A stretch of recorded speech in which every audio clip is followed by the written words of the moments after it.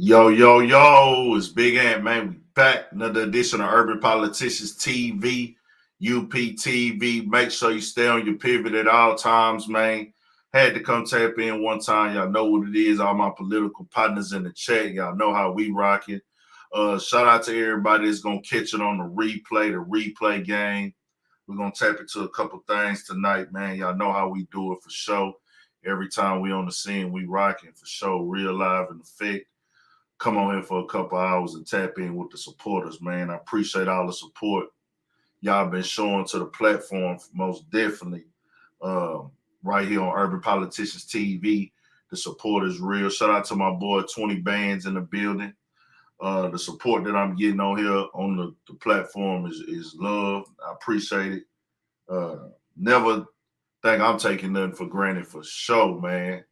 Really rock with the people. Shout out to Virginia. Shout out to Kennard, to God. Shout out to Courtney Love. Fresh as fuck. What's going down? We here. We rocking. Detroit in the building. Nationwide. Global. We got motherfuckers overseas that's tapped in. Shout out to everybody that's on the replay game, man. We gonna go down through there tonight, man. I have a couple people join on a little bit later if y'all want to speak on something. What's good? What's good? Damien, what's good? Shout out to Cali, man. You know Cali, I love Cali, love LA. Really got to get out there to San Diego and do some work, most definitely. That's my next goal. I got to figure that out and make that make sense. What's good, Binky Bianca? Jared Torres, what's good, gang? Deep Fresh 94, man, what's good? I appreciate everybody tapping in, man. We'll go and get to it. Orlando, shout out to Orlando. I wanted to tap in. I guess I do the note. I did a video earlier, and I want to make it very clear what I meant when I was speaking in that video, man. Not yet. They coming, man. I'm gonna try to have something out by January. I will do my best. I know I said December. Give me a little bit more time. I'm gonna try to have some stuff out in January for sure. At least some hoodies or something. We gonna figure it out, man. I got to get with a graphic designer. I don't want to just. I want to sell stuff like this, but I don't want to just have stuff like this as an option. You know what I'm saying? But it's coming though. It's coming for sure. Lil Hut, what's good, man? TC, Big Wayne.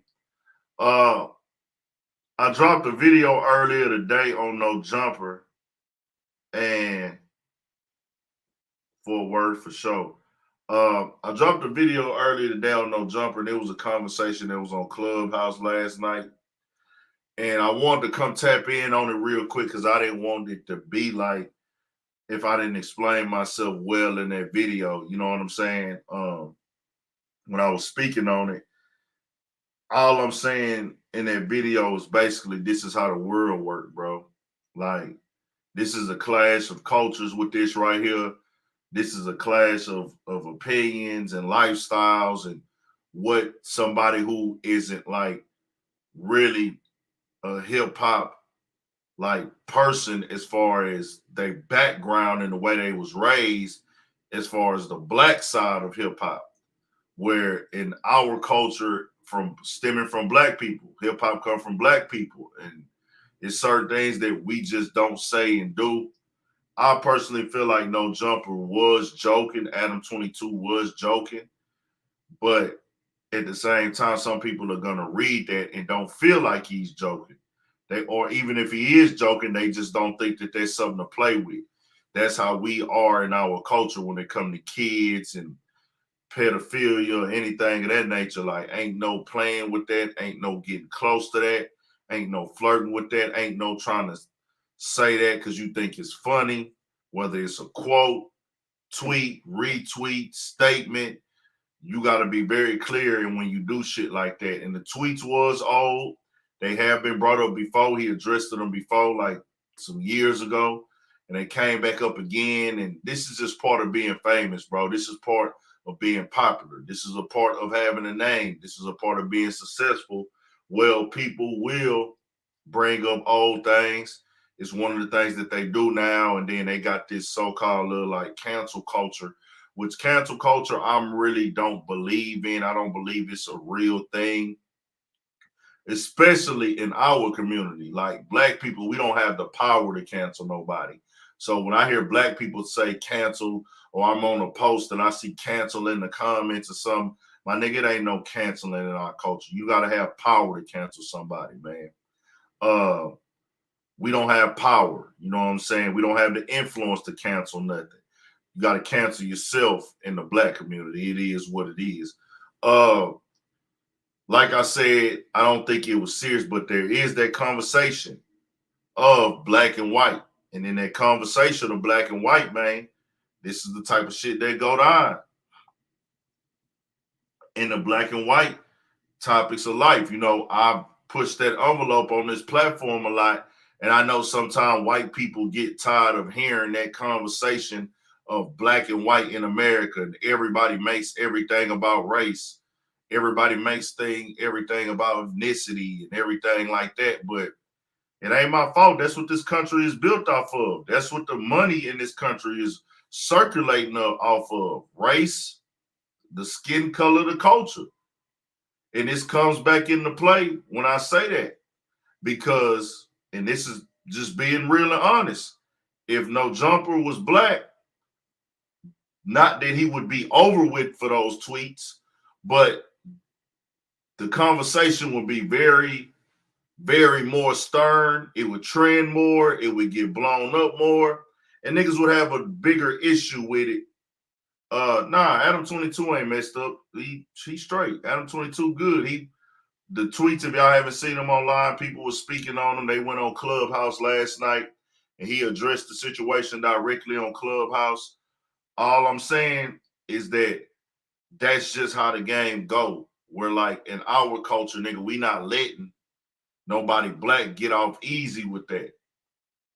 What's good, Marcus 42? Especially if you're from the South too. I think that play a little bit of a role, but I say that's really nationwide.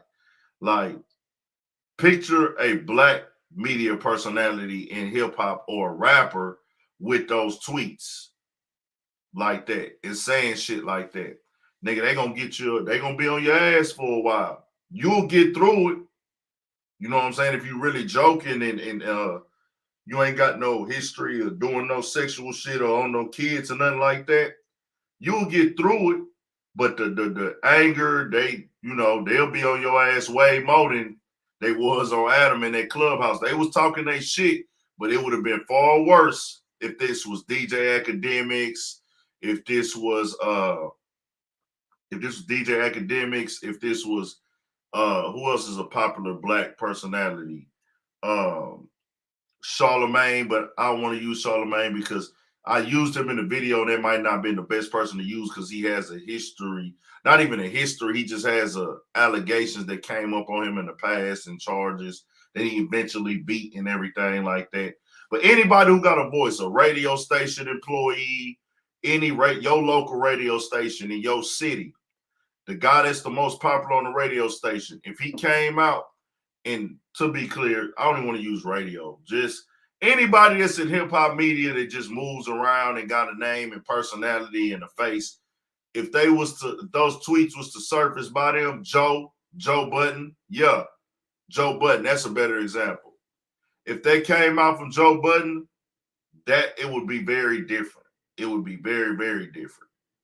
Like, they'll be on Joe Budden ass, you know what I'm saying? Playing or not.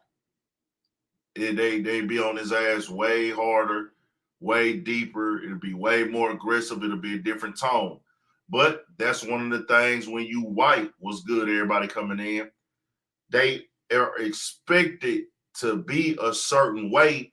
And we overlook what white people do way more than we overlook what another nigga do. And I'm keeping this real when I say this. It's certain questions that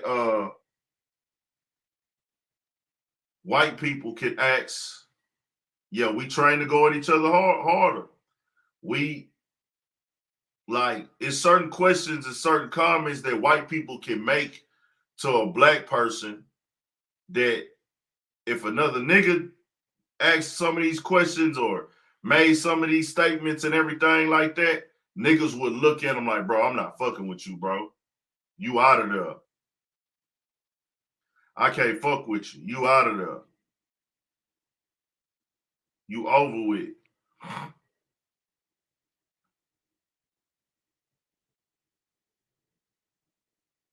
We got time. We working, man. We working. I know the game. I know how this works, man. It's not that, you know, I'm trying to tear somebody else down. It's just something that, you know, is a conversation that can be had and discussed.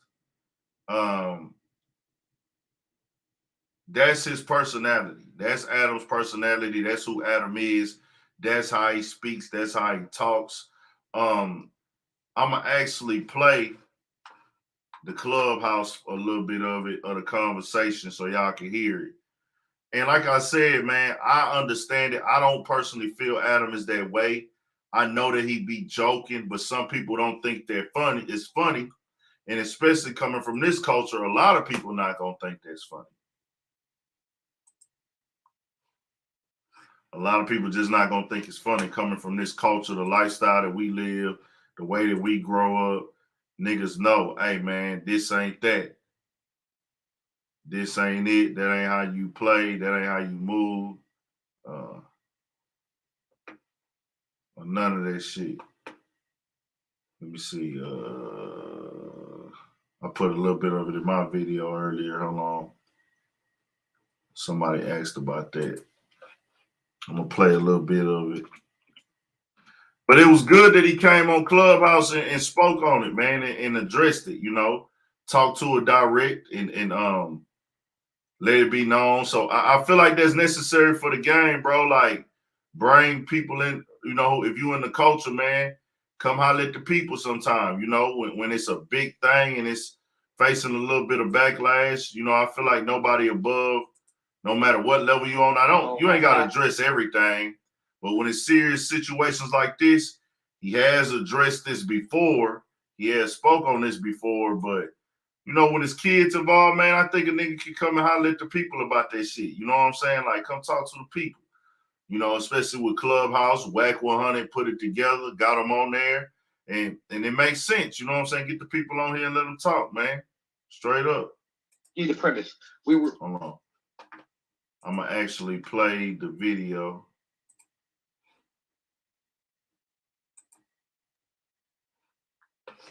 For y'all. Probably like 3 minutes of convo from the Clubhouse when they were speaking on it and everything, bro.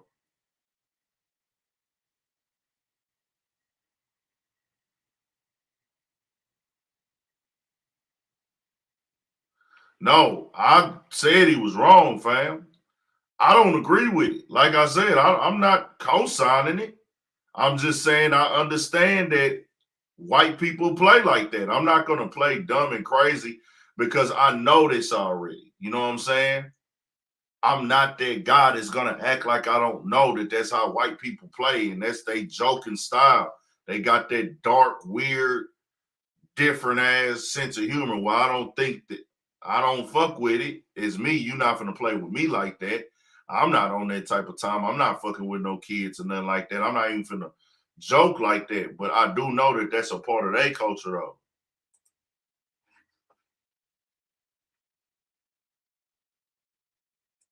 Somebody brought your name up. Right. And a whole bunch of Twitters came up. You know, we try to fathom and come with a billion different reasons of what the hell was going on. Maybe his phone got hacked. Maybe he was trolling.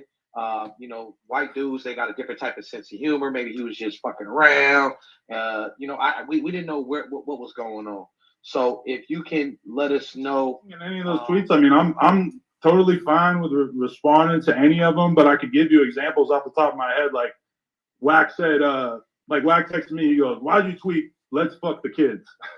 And I sent him a fucking clip from a comedy back then called Eastbound and Down that, I don't know, like probably not a lot of you guys seen it, but it was really huge at the time. And that was just a line from that show. And, you know, it seemed funny at the time. And at the time, I didn't really feel like, you know, the whole idea of getting canceled off of like your tweets or even like anybody giving a fuck about anything that you said online was like completely foreign, you know? So like all that shit was really just jokes. I know a lot of people will be like, oh, you know, like that shit was so offensive. That should have never been a joke, whatever. But I mean, pretty much all of it's like completely missing context. It's just not, you know, I have apologized for it in the past, but I also really don't feel like I have to apologize since, you know, that was shit that was just funny to us at the time. I can understand how it looks crazy out of context now, but really, I mean, that was just us being fucking drunk ass white boys laughing at some shit on Twitter back in the day. Let me give you an example. Bro. You got one that says, as attracted as I am to Jennifer Aniston and 10-year-old girls. Come on. This was February 26, 2010. I don't see the humor in it. What was it? 10-year-olds or I've Googled this before. I'll read it again. As attracted as I am to Jennifer Aniston and 10-year-old girls. Come on.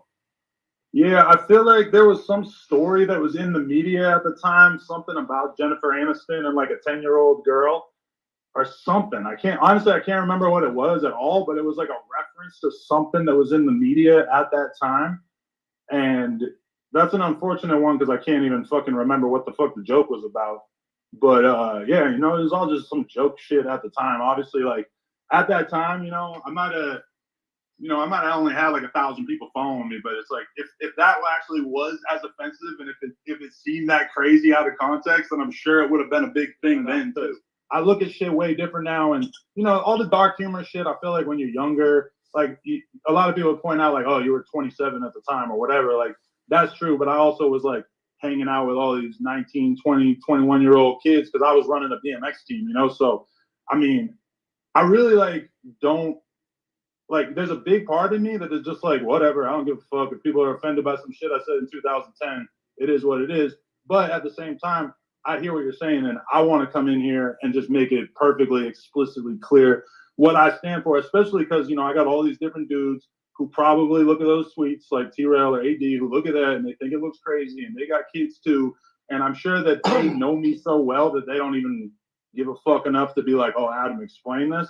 But they all know that I got an offensive ass sense of humor. Anybody who's watched the No Jumper Show knows that I'm always pushing the line, that I'm always yo, it's Big Ant, man. We back, another edition of Urban Politicians TV. I do want to make that real clear and understood that like this ain't a situation of me like simply trying to tear him down. I'm just bringing understanding to it and let it be known this is just how the culture of the world and life work. Where this was a trending topic last night and yesterday and kind of today a little bit, but black and white issues, it is what it is. Like, white people got a different sense of humor. We more accepting to their sense of humor than ours. You know, they can say things that we can't say, and then there's certain things that we can say that they can't say. You know what I'm saying? At times, and jokes that we can make, but they really are our own personal jokes for our culture. But at the same time, bro, playing with kids, that's off limits. That's never gonna happen. That ain't never gonna cross a nigga mind at no age. 25, 26, 27, 28. I wouldn't even recite that or recite that from a movie. If it was a joke in the movie, a skit, or an inside joke with me and my partners, that's just not how I get down.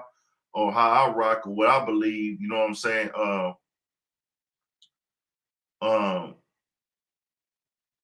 It's just what it is, bro. This is part of the game, bro.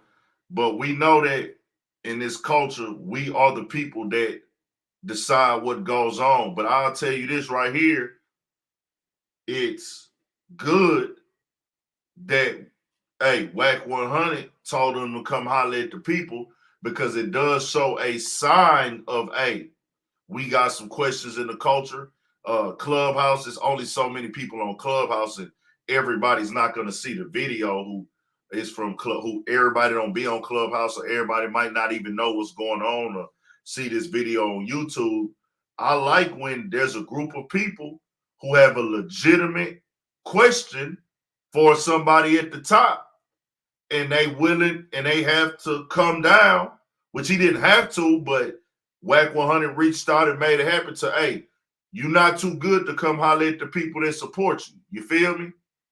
If it's a group of people and it's enough steam on it and somebody with a voice or a relationship, Come down to holler at these people and let them know what you said and what you meant by that. Because in our culture as Black people, there's gonna be a lot of Black people when they hear shit like that, they ain't gonna be able to say, oh, he was just joking, or they understand, or anything like that. Hell no, they gonna be like, nah, nigga, you tripping like a motherfucker.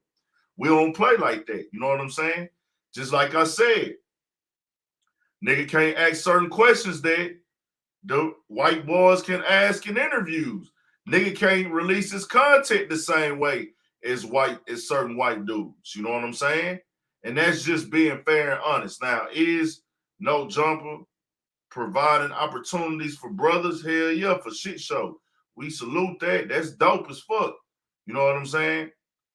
But this is a separate conversation from that. This is just a separate conversation. But I can tell you like this, yeah, Adam has spoke on this before. He's addressed it before. You know what I'm saying? He has addressed this before. I'm not saying he didn't address it.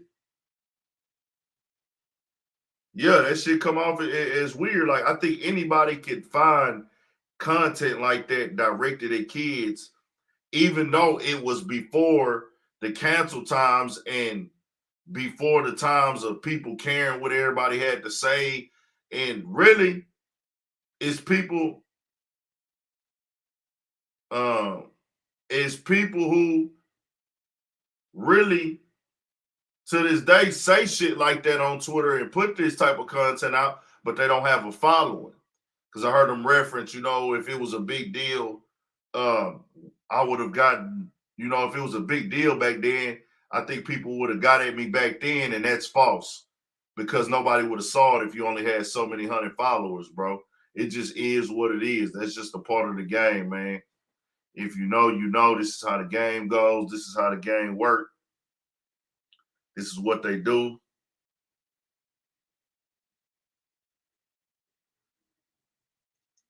This is how the game goes.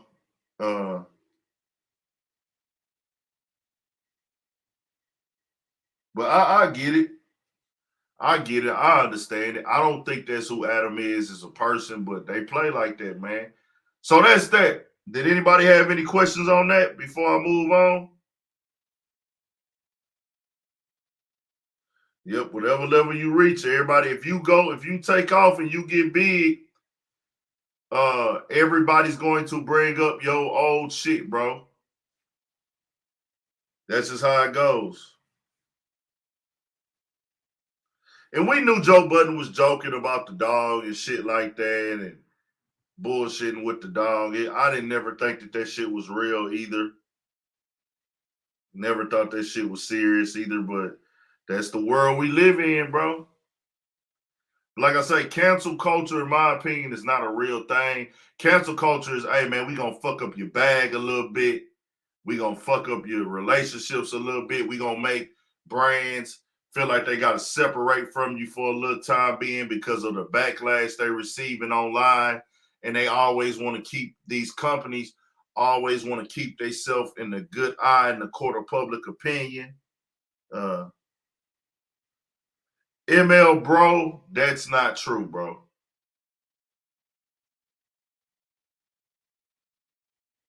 Jared Torres, they got you blocked. Okay. If you wasn't on Twitter back then, you can't have an opinion. I don't agree with that, ML, bro. That don't make sense, bro. That don't make sense at all. That's not true, bro. Just because I wasn't on Twitter doesn't mean that it didn't happen. You had to be there. No. Anytime back then, bro, a motherfucker tweeting out some shit about kids is gonna be called weird in our culture, bro. You're not making no sense. You ain't making no sense with that one. So I'm gonna move on a little bit. We'll come back to it on the call-ins. I'm gonna do call-ins in a little bit. Let me touch on the other topics and then we'll do call-ins. Rest in peace to Draco the Ruler, man. I fucked with Draco. Liked a lot of his music. You know what I'm saying? Liked what he, his work ethic and everything like that he was putting in. most definitely laying down the blueprint and doing this shit. Condolences to his mother, man. Condolences to his mother and the family and his brother and everybody else who going through it with their loss right now, man. Condolences to all of them over there. That's a very unfortunate situation, bro. And I hate to be talking about that again with another artist from this culture, from the game that we know, and just seeing how this go down again, bro. It's like, damn, bro, what we be having going on, bro? Like, that shit be different in our culture, nigga, where we steady seeing, like, artists dying and artists losing their life and artists going through shit, man. And I hate to, see that shit myself, dog. Like, just being honest, man. I did a couple videos on Draco the Ruler before. I spoke on Draco the Ruler before on the platform. You know what I'm saying? I've talked about his music before. And everything like that, bro. I spoke on them before. And like I say, it's one of them things where our culture is dark. There's a dark pocket of hip-hop culture and music. There's a dark pocket in it where it get real. And this is one of the instances where it got real. And, people got different things they want to say and all that. I'm not getting into that about who did what and who did this or who did that. This is what they saying. I think this is the clip from his mother. Let me get the volume up on this. This is coming from ABC 7. The investigation. The investigation into another LA area rapper's death is in the California highway patrol's hands today, 2 days after a concert meant to celebrate music ended with one of its own. Draco, the ruler, born Daryl Caldwell, was stabbed Saturday night at the Once Upon a Time. At a Los Angeles music festival over the weekend, Draco the ruler was supposed to perform but was stabbed behind the main stage. Eyewitness News reporter Christiane Cordero has the latest in the investigation. The investigation into another LA area rapper's death is in the California Highway Patrol's hands today, 2 days after a concert meant to celebrate music ended with one of its own dead. Draco, the ruler, born Daryl Caldwell, was stabbed Saturday night at the Once Upon a Time in LA music festival in Exposition Park. Amanda flew across the country for the concert and was there when the tone changed. Then we saw security run by, and that's when we were like, okay, security's running by, we see some police, we hear sirens, and there's a helicopter. So, maybe we should kind of, see what's going on or maybe leave. Around that time, everyone was told to leave. The final acts, set to include Snoop Dogg and 50 Cent, were canceled. Police have not announced any arrests, nor have they shared how it was possible that someone used a weapon in that area. Looking back, Amanda doesn't know either. We really like the fact they had metal detectors, so we felt safe. Coming from out of town and whatever you go to like that, you always want to make sure like they're checking for weapons or anything of that nature. So we felt safe. Draco is the fourth rapper killed in LA in 3 years, joining Slim 400, Pop Smoke, and Nipsey Hussle, each prompting other artists to call for peace within hip hop. The latest, Snoop Dogg sending his condolences to Draco's family. Drake saying Draco always picked his spirits up with energy, adding, "What are we doing? Rest in peace." Here at the intersection of Martin Luther King Jr. Boulevard and Hoover, there's a growing memorial, people leaving candles, other items, notes saying you will be missed in Exposition Park. So I played that. His mother was... Hold on, my bad. Let me fix this shit. So his mother is putting some stuff out there, man. Like, she's looking for justice. That's what different different outlets is putting out there. This is a real unfortunate situation. Again, they said 4 rappers dead in so many years in LA, like 3 years, but it's really more than that. Those are just the known rappers: Pop Smoke, Nipsey Hussle, Slim 400, and now Draco the ruler. Those are just the known rappers. There's plenty of underground rappers that have died and lost their life. Dudes who was pursuing rap and was trying to make a name in the game also. And it's just a part of the motherfucking game, man. Like, that's just how I go, bro. That's just how I go, man. I hate to see that shit. I hate to see niggas on the come up making money, bro, but this the life that goes on, bro. The rap game is the motherfucking streets now. The rap game is a part of the streets now, nigga, where like niggas be having real life shit going on. Yeah, I saw that. They said they had arrested somebody on the situation with Chucky Trill out of H-Town. I heard that, didn't really see any details about that, but I saw that online. But I didn't really see any details about it. Once details come out, I will. Once details get pushed out there, I will tap in on it for sure. You know what I'm saying? I did see that they had somebody in custody, man. I want that shit to, like, with hip hop, bro. I don't know, dog. This is like, I keep coming on here like every time something happened to an artist. We lost 3 rappers in 30 days, man. 3 rappers in 30 days. Draco, Slim 400, and Young Dolph. And it's just like, damn, bro. That's just the game now that we in, bro. And speaking of Young Dolph, gonna touch on that Blac Youngsta situation real quick.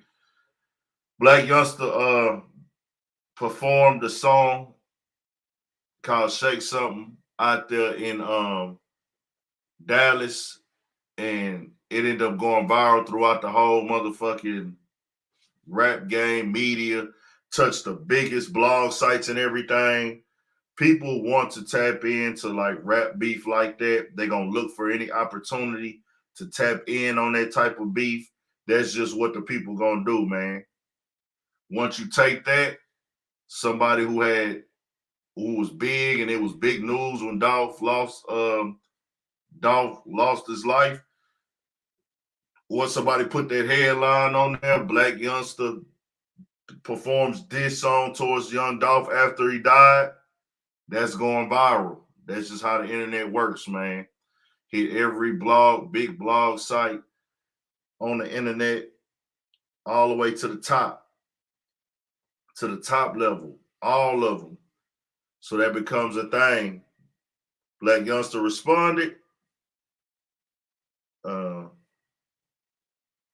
Youngsta responded, basically saying, hey, I'm doing what I'm doing, put out his message, dropped the video.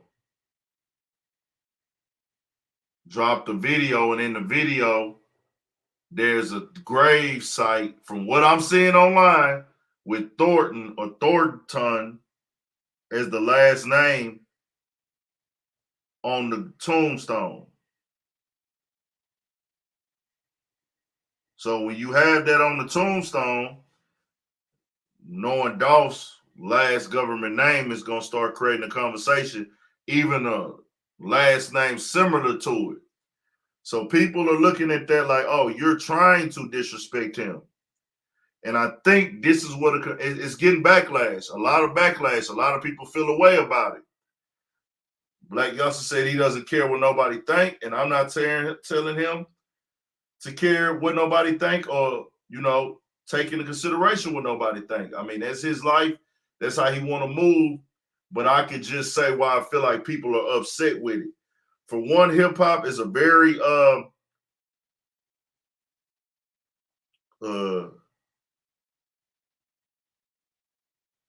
who was homie talking to? What'd he say?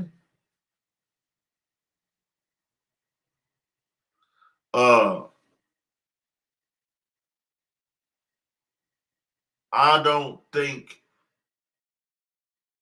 with me, one thing I will say about hip hop, bro, and our culture, man, our culture is very hypocritical. We hypocritical as people. Everybody walks or lives in some form of hypocrisy. That's just part of human nature.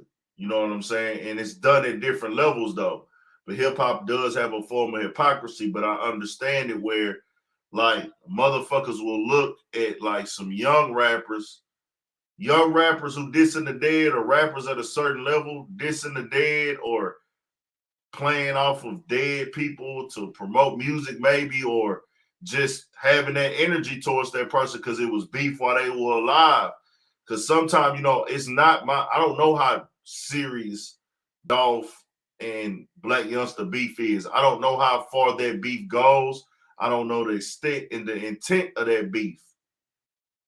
But a lot of people gonna look at it a certain way, like, all right, Dolph. All right, Blac Youngsta, Dolph is gone. Why are you still dissing him? But at the same time, a lot of those same people are going to champion and cheer the songs from Folio and the songs from Young and Ace and Who I Smoke and, the smoking, you know what I'm saying? Things like that. People gonna tune into those, and the timing was bad and distasteful. Well, that's your opinion. You know what I'm saying? Like you said, that's in your opinion. At the same time, though, I don't know the extent of what they got going on. And I just want that shit to be understood from my perspective that if it's another rapper or somebody else who's not as popular, people are okay with it. I think that Dolph being so popular and being so beloved, being so loved in the game, that makes it to where, okay, this is coming off as distasteful. Because anybody dissing the dead is distasteful to me. You know what I'm saying? Anybody in any form of fashion. But it's sometimes like people look at it like, oh, this is entertaining. And I think that when you young and you come in the game, niggas look at it like, okay, you just figuring it out. You dissing the dead. We don't agree with it. We don't fuck with it. But we'll tap into you dissing the dead as part of the entertainment side of it, is music. But when you done had a successful career now, Blac Youngsta going on 7 years in the rap game. Blac Youngsta that had hit records. That didn't hit the radio and all. So people is looking at it like you being extra at this point, because it's not like we understand y'all had history. This is just, I'm not trying to say that Blac Youngsta got the right. I can't tell Blac Youngsta what to do. That's not my goal here. I'm not trying to tell Blac Youngsta what to do or put myself in their business or anything like that. But now I'm just talking because I'm putting myself in consumer shoes and seeing the narratives online of what they gonna say and how they gonna feel. They gonna feel like, hey man, you already made it. Now it seems like you doing some clout chasing. That's what the people are gonna say when they see that. Like, you not really getting nothing out of this. You getting talked about for sure. Everybody gonna talk about you in the game, but they looking at it like, man, ain't nobody, you ain't really got to do that shit. You already made it. You already successful. You already popping. Why you got to diss the man still? That's how people gonna look at it.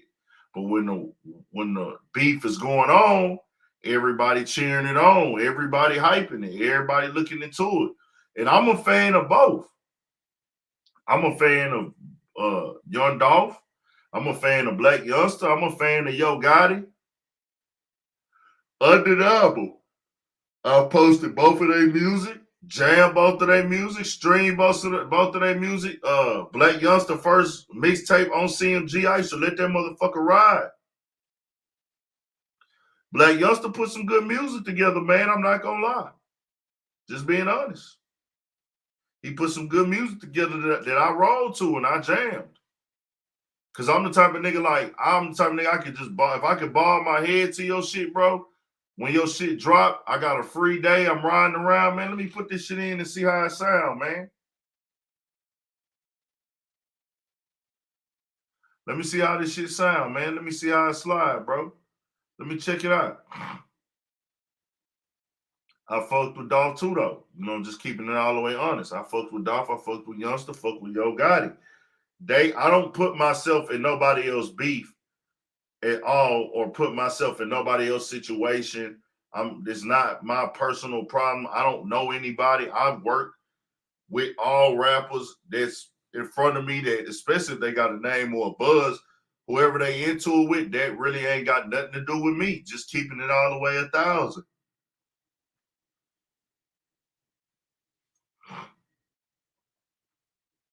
Yeah, y'all turn up. Y'all hit the like button too, man. If you ain't hit that like button, my people saying y'all ain't showing me no love, man. My people saying y'all ain't showing me no love. Show a nigga some love. Hit that like button. Shan Rock, what's good? My people say y'all ain't showing a nigga no love, man. They saying hit the like button. If you ain't hit that like button, go hit that like button and tap back in, man. That like button is free. Hit the like button for shit show. Turn it up. So I want that part of the game to be very, very, very clear. Like, I have no dog in the fight. The only thing I would like to say is, you know, I think as hip hop as a whole, not just this situation, we can turn it into, y'all, we just moving in another direction, especially after someone is deceased. I never was a fan of that as far as I think it's the thing to do. Did I listen to that music? I'm guilty of that. So am I contributing to that? Yes, I am. Because I was I'm watching the videos. I'm checking out the music. I'm downloading the mixtapes. I'm supporting it. But that part of the culture I'm supporting. But I think like people is starting to get over it now. You know, people are looking at it like it ain't what's up. And then a lot of the people who came in that was fucking with it, they getting older. And like I say, with age, these things change. People start having different opinions on them and shit like that when it comes to dissing the dead or dissing somebody that's deceased. As time goes on, man, people will get, you know, more and more deceased on the situation. You know what I'm saying? That's just part of the motherfucking game. What else do we have going on? Jay-Z. Oh, yeah, Tory Lanez and Megan Thee Stallion still, like I was telling y'all before, the Tory Lanez and Megan Thee Stallion situation, we just got to see that shit play out in court. We're going to see wait and see how everything work out. We're going to see how everything go. Got to wait till all the facts come out in court, man, and it's going to be a tricky court date for them, too. Somebody asked me about it again, so I put it in the thumbnail and shit like that. I just wanted everybody to know this is why I didn't choose a side. People asking me behind the scenes or asking me in the comments on the chat. That's why I never chose a side in that situation, because I don't know what's what. I didn't see none of the evidence, and that's just how I like to do my content too, like a motherfucker, man. Because understand, dog, like, you jump on one side and you choose a side and some shit, you stuck on that side. Ain't nothing wrong with being in the middle, bro. You don't have a dog in the fight, person. Your opinions and your feelings might be in the fight, but you don't have a personal dog in the fight. You don't have a personal dog in the motherfucking fight. I would just suggest, hey, man, let that shit play how that shit play out. Let all them facts come out. Let all the documented information that need to come out. Then pass your judgment. Everybody got their day in court. And I don't condone shooting no women at all. I don't believe in beating women, hitting women. Ain't no raping no woman with me, none of that shit. But at the same time, I do want that to be understood, man.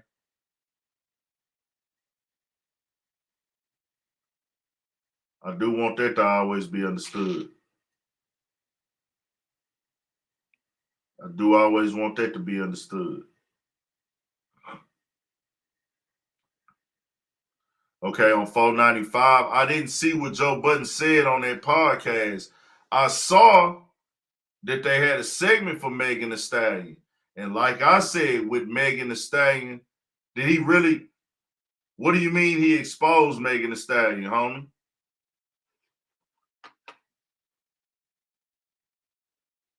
What do you mean he exposed Megan Thee Stallion?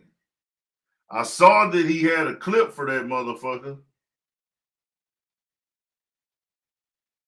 I wonder if I can play that clip.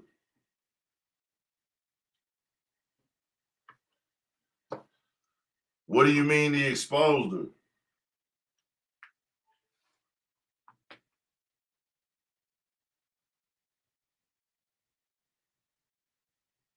What did Joe say? And like I was saying, I don't know if y'all was watching what I had to say. I was just like,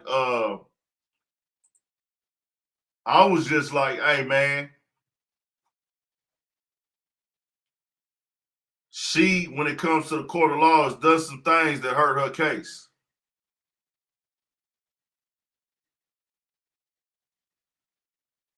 She has done and said some things that hurt her case, just being honest with it. And we'll get back to that at the end. Yeah, I seen that segment on there. I saw that segment on the pod.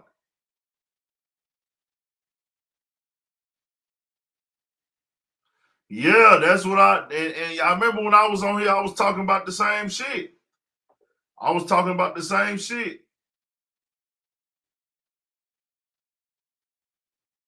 The industry know what happened.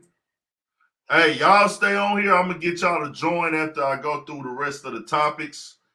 I wanted to speak on Little Mosey. Supposedly Little Mosey, y'all know he's an artist. There was some allegations that came out that he took advantage of a woman and did the RAPE word tour. And supposedly he has some evidence showing that they had been having consensual sex. So that came back out. That hit TMZ. I think I spoke on it before. I don't think I did a video on it, but I think I took that video down. But I now wanted to make it very clear that, hey, man, yeah, I want to keep it very clear, make it very clear with that situation, man, that we got to wait to the court dates, man.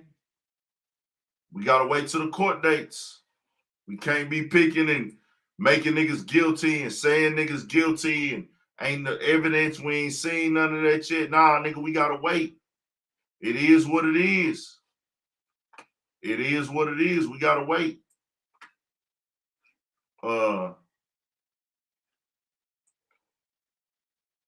Jay-Z made the comment that can't nobody beat him in the verses.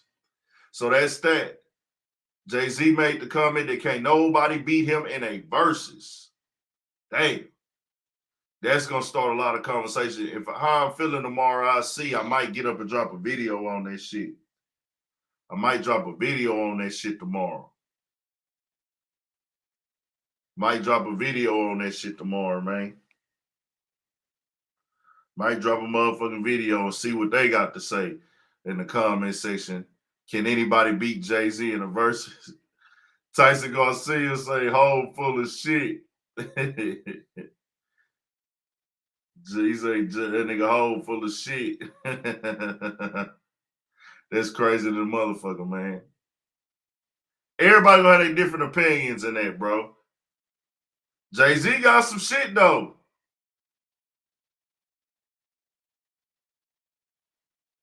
Y'all think I can? Y'all think I should? Y'all think I should drop a video on that? Okay, fuck it. I'll get up early and drop a video on that. Jay-Z tweeted that out.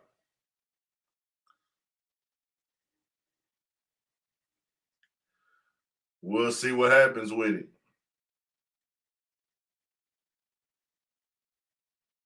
That'll be a lit motherfucking battle with him and anybody in the heavyweight class, though. I ain't gonna lie. Kanye a bad motherfucker too in the verses. Kanye will be a hard motherfucker to beat. I'm gonna keep it honest right here. I'm gonna keep it real. I'm gonna keep it all the way G real right now, man. Future got some bangers. Future got some hits. Future lit. But the versus battle ain't just based off of the music. It's based off of the execution. Future got them hits, though. Future is undeniable. Future is a legend. But I feel like the execution of Future music wouldn't be able to match Jay-Z execution. I've seen them both perform live. I've seen them both perform live. And the performance of these songs now is playing a big role as opposed to what you just feel like, And I feel like the execution that Jay-Z would bring at the show. Same thing with Kanye. Same thing with Drake. Drake, Kanye, Future, the way they gonna execute on stage and execute their songs and their catalog, because you only got 20 songs. Jay-Z got hits, different style of hits, different eras of hits. Future is that nigga. But the execution of this shit gonna come into play. Just keeping it honest. Lil Wayne, that nigga too. Most definitely Lil Wayne got this shit. Thing is, Lil Wayne execution ain't there. Lil Wayne a good entertainer. Lil Wayne is an entertaining performer, but his execution and the way he performs his music ain't that. Jay-Z gonna do the motherfucking fool. Jay-Z gonna do the motherfucking fool. I think we saw the execution because everybody got 20 hits. Nas can't fuck with Jay-Z. Nas can't fuck with Jay-Z. That's a fact. Nas can't fuck with Jay-Z.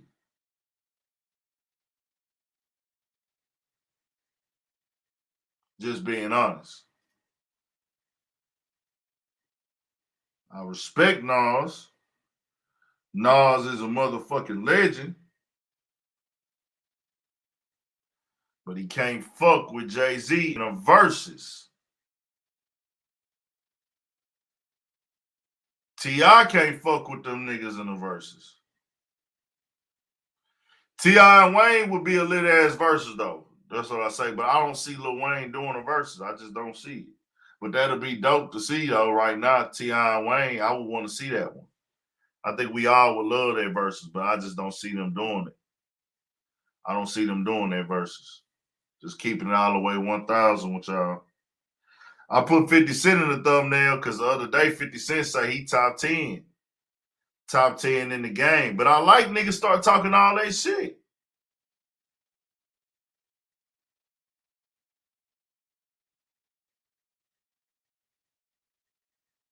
Yeah, I feel what you're saying. I know you said Nas, but I say Nas ain't got them hits like that. 50 will wash Jay in the Verzuz. I disagree. I fuck with 50. I fuck with 50. 50 do his shit. 50 that nigga. But Jay-Z catalog, you got to think, bro. Jay-Z was dropping hits 3 years before 50 Cent was able to get into the game. And then after 50 Cent stopped focusing on music, AC in the building. What's the deal, my guy? 50 would get kicked out the whip with Hov.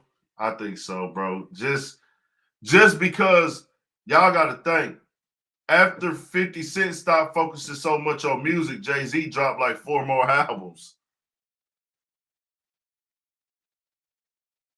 Jay-Z overrated? I don't think so, bro. Because Jay is a real performer. That's what y'all not understanding.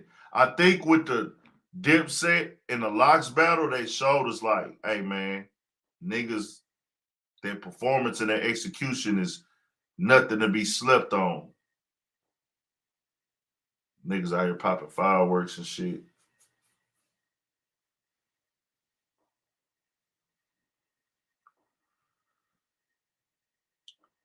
Yeah, now Jay will go crazy, man. So we're going to have some people call in. Somebody said they want to call in and speak on some things. We'll talk about the no jumper thing. We'll talk about the Megan Thee Stallion case. I did want to hear. It's crazy. Shout out to Joe Budden. Y'all know how I feel about the Joe Budden podcast and Joe Budden as a content creator in itself. I haven't been tapped in as much, but this is one of these weeks I actually want to hear what Joe had to say when I saw the title of Jim Jones and Freddie Gibbs. I think that was a good take. And then now y'all telling me about the Tory Lanez take. So I did kind of want to tap in on that too. I was like, I was going to click that video to see what Joe had to say on it. When I seen it 45 minutes, I wanted to see if Joe was going to get in that bag. I'm going to drop a link to tap in on the topics or whatever other topics. Y'all tap in. Tell me what y'all got going on. Y'all want to tap in on any of the topics, the no jumper tweets resurfacing. Y'all know how I felt about that. Like I said, if you black and you say that type of shit, you are out of here.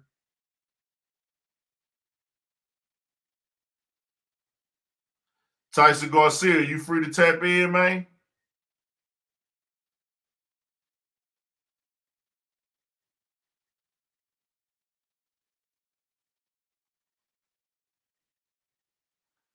If you free to tap in, tap in.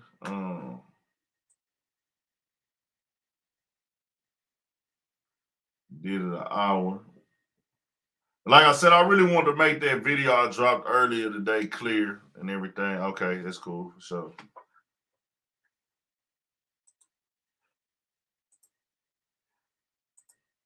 Whoever wanted to tap in, tap in. I know it was somebody who asked if they tap in on the situation.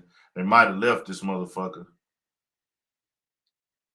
I'm sorry, y'all, Jay. Nas cannot. This ain't who do you think is the better lyricist, bro. It's a versus battle. It's about who gonna control the crowd more, who the crowd gonna react to more, who gonna have an impact more with the crowd.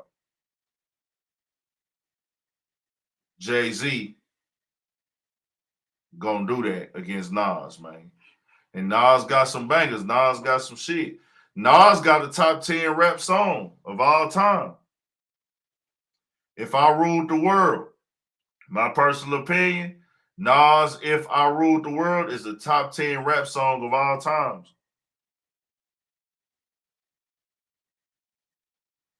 $50 with Smoke J? Nah, bro. Nah, bro, chill. Chill. I think y'all niggas be forgetting J catalog, my nigga. Get Rich or Die Trying was a motherfucking masterpiece, fam. Get Rich or Die Trying was a masterpiece, but it's only a few cuts after that that 50 would be able to perform that I feel like would just keep the crowd all the way there. You know what I'm saying? Because it's about crowd control too. It's about execution, setting the tone, keeping a flow. Get Rich or Die Trying is an untouchable masterpiece, man. I think everybody in every lane of hip hop would think that.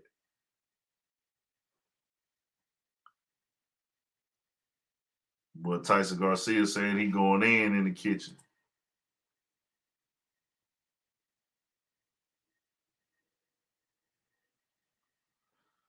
Busta is a better MC than Jay.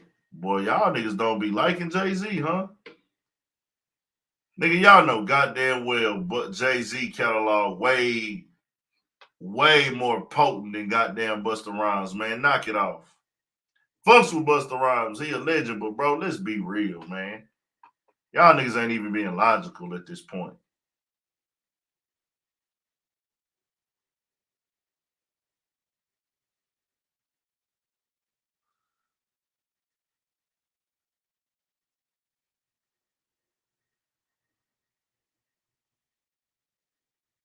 Nigga, Jay-Z got crowd control.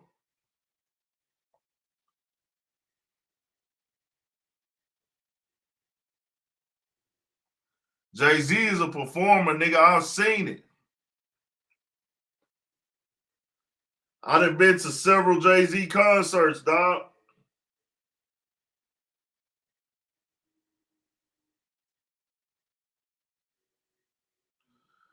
Nah, they said Little Mosey had he got some evidence proving that he actually had consensual sexual encounters with the girl that is claiming that he RAPE'd her. So I want to just make that known because I think we have spoke before on the original situation, and I want to be fair to homie and say, hey, nigga, they purported this news too.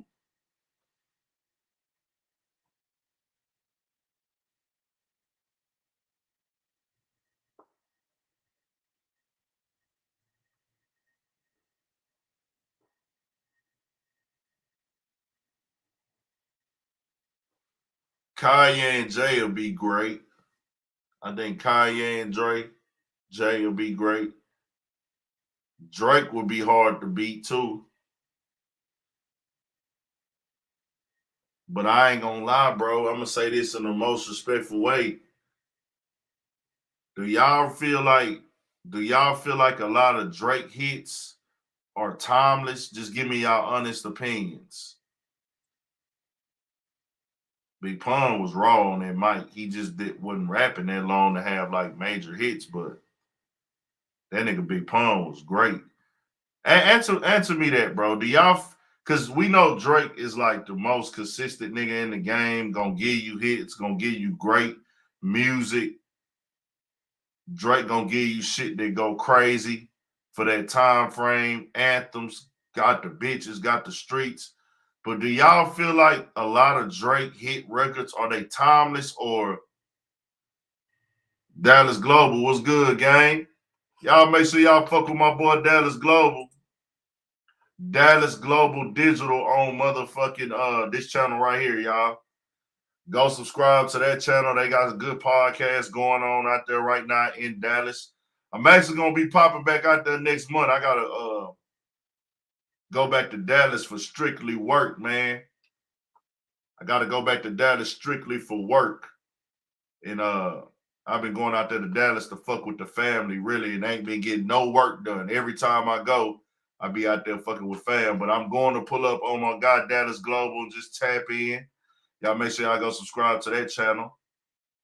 Yeah, I gotta tap in. I gotta tap in for sure. I be coming out there, but I be coming out there to fuck with the family. And then I don't be trying to mix work. I be like, oh man, I'm kicking it in my fam highs. Then I'll say I'm gonna go do some work, and then I never go do it. But I'm gonna get back active, man. Top of the year, I'm coming and popping out on my nigga Dallas Global. Y'all go tap in and subscribe to Dallas Global right there. And then follow their Instagram, Dallas Global Digital. That's right, Terry, Dallas Global Digital.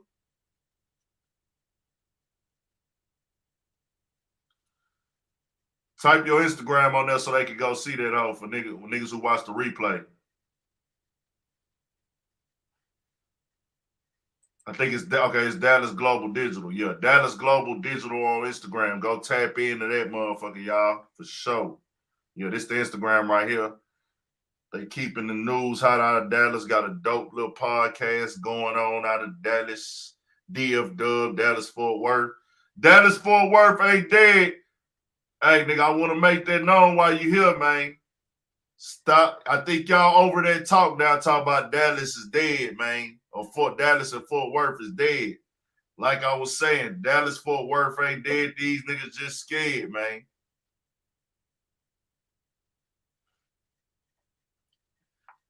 All right, y'all. Beaky Bianca in here. What's good?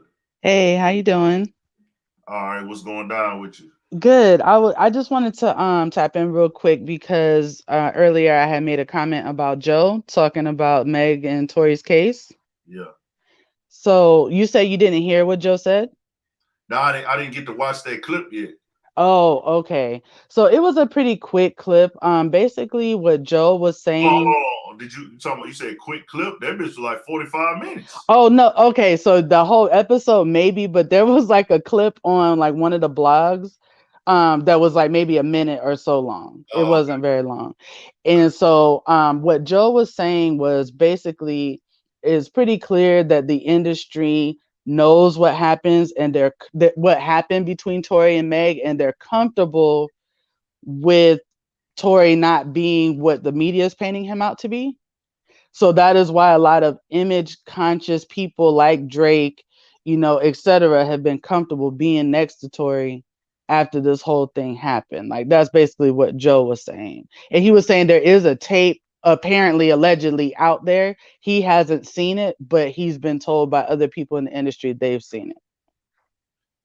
So he's saying that people in the industry saw the tape Mm-hmm. this night, and he feeling like, let me get this straight.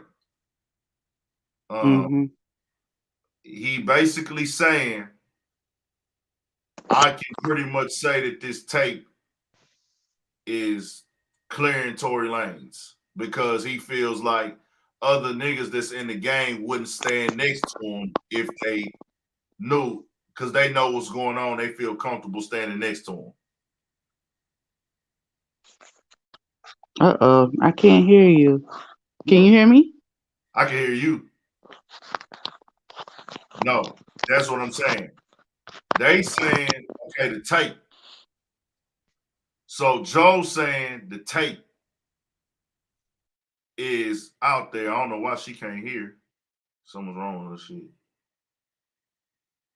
Maybe this motherfucker on. Let me cut this off. Hold on.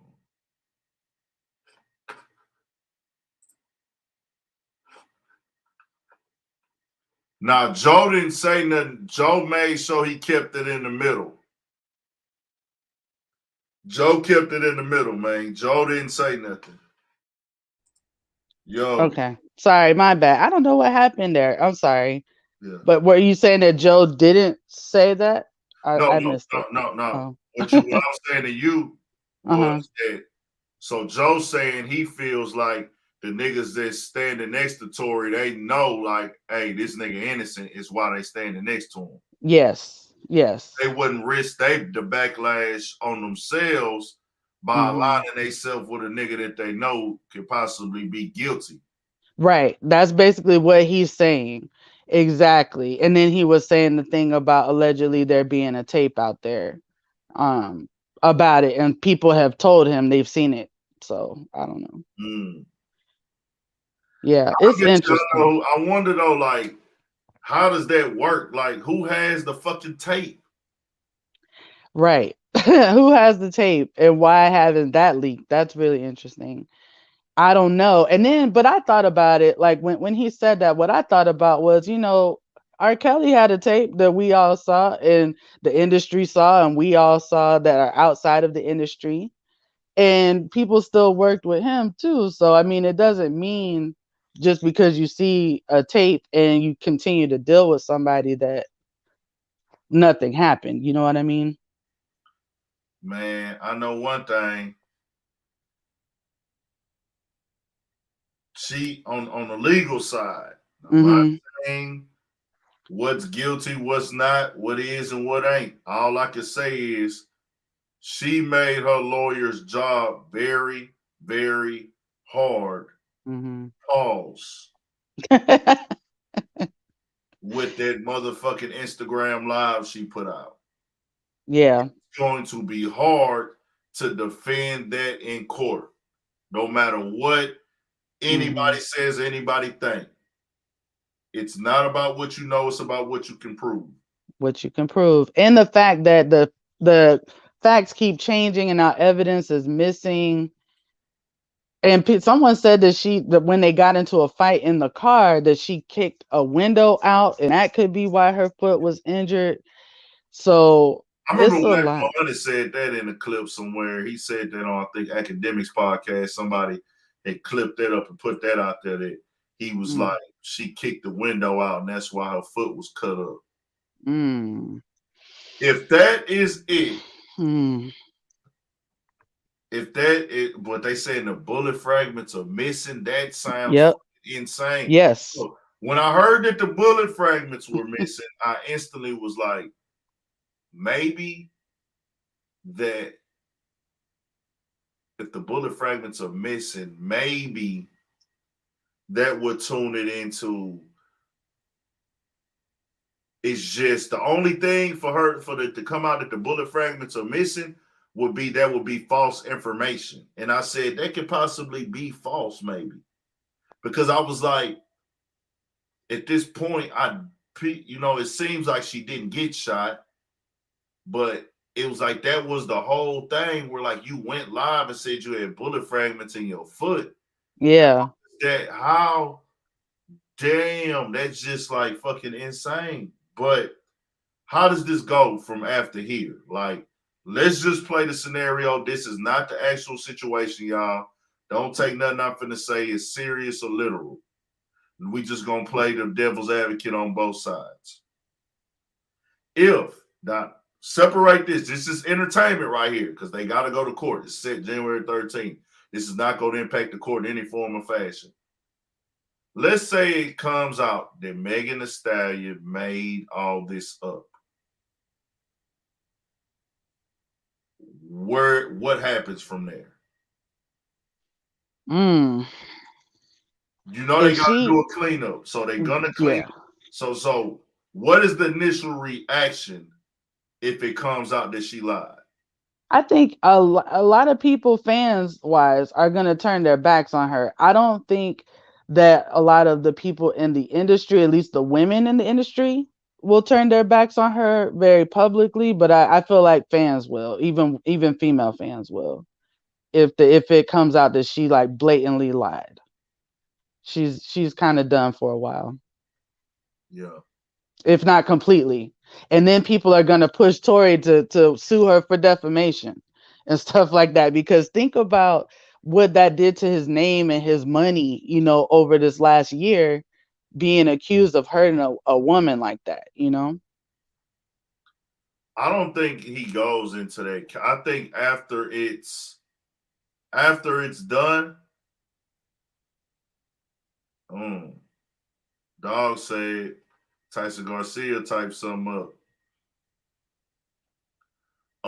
I don't think he goes. I don't think Tory Lanez goes the defamation of character route.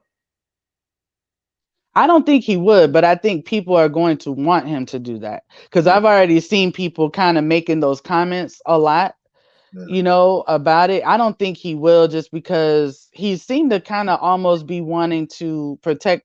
It sounds weird to say when he's accused of hurting her, but it kind of sounds like he's trying to protect her from saying too much already in the situation while this has been going on. A few times he's just kind of been like, that's not true, but not really saying, you know, anything that makes her look crazy, you know, other than his music that came out, his album.